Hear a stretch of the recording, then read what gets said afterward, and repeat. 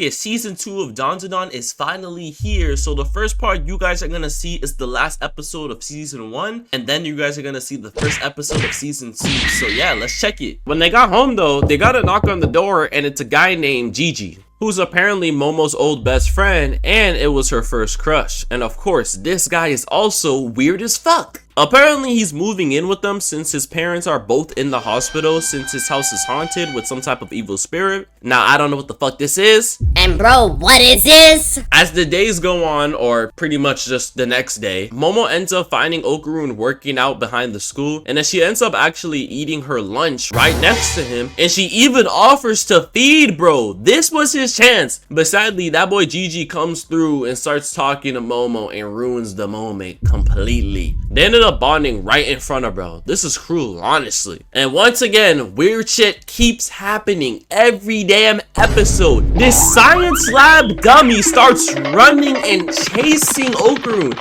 And mind you, he ain't slow, he's fast with good form too. They apparently assumed that he got one of Okarun's balls, in which Momo thought this was the chance, so she ends up grabbing onto the dummy while Gigi is also grabbing on Momo as well. Eventually though, Okarun then gets ready to chase them all down. And low-key, the boy was moving too, bro. I was a little bit surprised, but he's low-key getting a hold of these powers quicker than we thought. But I just want to talk about something. Can we all talk about the amount of ruckus these guys are causing? Mind you, it is mid-school day and they're causing all this trouble. Like, bro, go back to class. And nah, this position is crazy, I'm not gonna lie. So apparently the dummy was just actually trying to get back to his girl who was in the junkyard for some reason. Like, bro, just wrap it up. They had this whole golden hour moment too. Momo's badass grandma ends up keeping his girl at her place as well too. Also finding out that the golden ball that she thought she saw wasn't even Okarun's ball. It was a Christmas ornament. Now I don't even know why it was blinging like that, but whatever. As time goes on, Okarun keeps seeing how Momo and Gigi are having so much fun, and he obviously feels left out. But he also finds out that Gigi is kind of a nerd too, and both of them are weird as fuck. Funny enough, we then cut to a scene of a couple students breaking into the school to play a Ouija board. Like, bro, it is 2025, move on.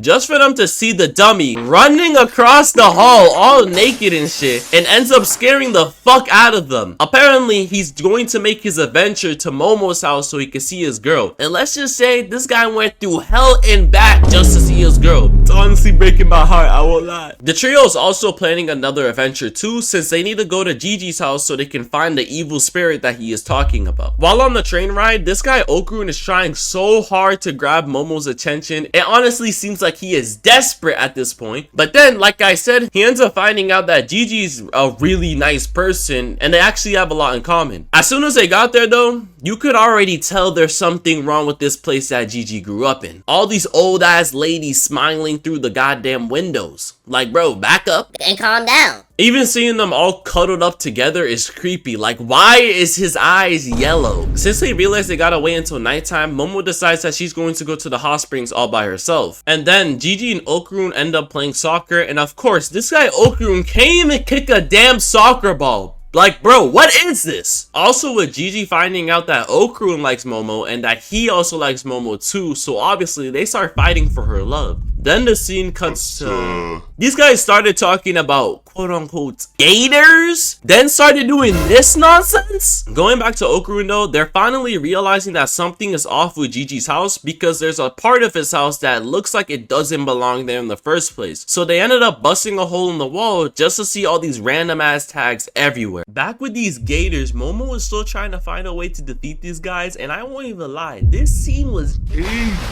insanely. But out of nowhere though, Momo's powers seemed like they got some sort of buff, so she was able to run away from these creeps. One of them were talking about getting wood stuck in between their ass, which I just found insane. It was actually Turbo Granny that even helped Momo in the first place because she ended up sneaking into one of their bags like the cat she is. Moving on though, these old guys started running from the authorities like Naruto running on top of those houses. They were trying to get away from the cops. I'm not gonna lie, bro was struggling. Another thing I also noticed is that we're starting to finally see people in this town, because when they got here, here, it literally looked like a ghost town with these old ass ladies creeping through the windows trying to get a peep. Going back to Gigi and Okarun, the doorbell rings, and let's just say we know when this happens, it's never who they think it is behind that door. All these old ass ladies started coming through, smiling, of course, apart from the one in the middle. For some reason, she looks pissed. I don't know. Then boom, they just barge in, start lounging in the living room, start snacking, feet on the table, all this snacks. It's like, damn, who the fuck do you think you are? Then we have the boss chick, of course, the only one on the couch while the other ladies sit on the floor out here smoking one. Bro, what is going on? Now, for whatever reason, they know Gigi, and the boss lady, of course, starts belittling the fuck out of him, talking about some, if it wasn't for me, you would have been homeless, so be grateful, kid. Also, for some reason, they still haven't even explained why they look like this. Like, why are they gray and their eyes are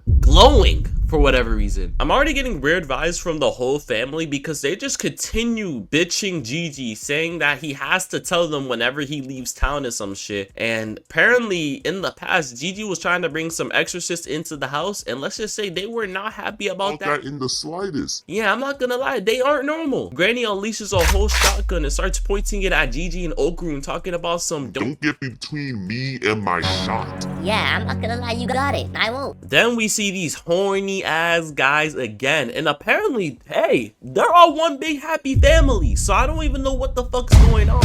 These guys are trying to get a bite out of Momo. Now they're coming back home like nothing happened, looking all formal and shit in their business casual outfits. I also blame this cop because he allowed these pedos to go off free, which is insane. That's how you know this whole family is whacked, including this whole town. We then see Momo, and we also see this guy, yeah, I'm not gonna lie, bro has the most insane eyebrows I've ever seen in my life. Now what the fuck am I actually looking at right now? Now what is this? Also, apparently the story about this whole snake that they even heard about from Okarun was a bunch of hulu wala. I don't know why I said hulu wala. It's a bunch of fake shit pretty much. As Momo gets back to the house though, she walks in and she sees where your clothes at? Instantly Momo goes in for the infamous kick to the side of the head as she uses her powers to drag one of them straight to her knee. Bro started oozing out black shit. What is going on, bro? You already know these guys are not human. She was pretty much blocking and attacking at the same time, and I'm not gonna lie, you can already see in her craft that she is low-key getting faster and she's getting stronger. Now I won't even lie, Momo was doing her shit. She was even able to throw a table at their stupid asses, and she was able to kick this guy straight in the balls.